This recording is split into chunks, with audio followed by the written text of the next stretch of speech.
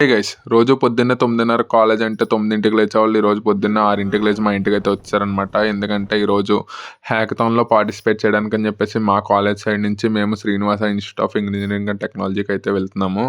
So, అందుకని చెప్పేసి పొద్దున్నే లేచి అందరం స్టార్ట్ అయిపోయామనమాట. చూస్తున్నారు కదా! ఒక పక్కనేమో మంచయితే చితక్కొట్టేస్తుంది. అయినా సరే ఎక్కడ ఆగకుండా యానం దాకా వచ్చేసాము. యానంలో అయితే బండిలో పెట్రోల్ అయితే కొట్టించేసుకున్నాము. లీటర్ వచ్చేసి ₹97. మొత్తానికి మేమైతే రీచ్ అయిపోయామనమాట. మేమొచ్చింది ఇగ్నైట్ ఈవెంట్‌కి. చూస్తున్నారు కదా! ఈ క్యాంపస్ అంతా కూడా మంచిగా గ్రీనరీతో నిండిపోయిందనమాట. అలా క్యాంపస్ అంతా చూసుకుంటూ ఈవెంట్ జరిగే స్పాట్‌కైతే ఎంటర్ అయిపోయాము. ఈ ఈవెంట్‌ని శ్రీనివాస ఇన్‌స్టిట్యూట్ వాళ్ళు వీక్యూబ్ సాఫ్ట్‌వేర్ సొల్యూషన్స్‌తో కొలాబరేట్ అయ్యి కండక్ట్ చేస్తున్నారనమాట. Generative AI training and hackathon. వాళ్ళైతే ఓవరాల్‌గా 50 వెబ్ అప్లికేషన్స్ లిస్ట్ ఇచ్చి అందులో ఏదో ఒకటి సెలెక్ట్ చేసుకొని ఆండ్రాయిడ్ స్టూడియో ఉపయోగించి క్రియేట్ చేయమన్నారు. మేమందరం ట్రై చేసాం గానీ ఎక్కడో అక్కడ స్టక్ అయిపోయామనమాట.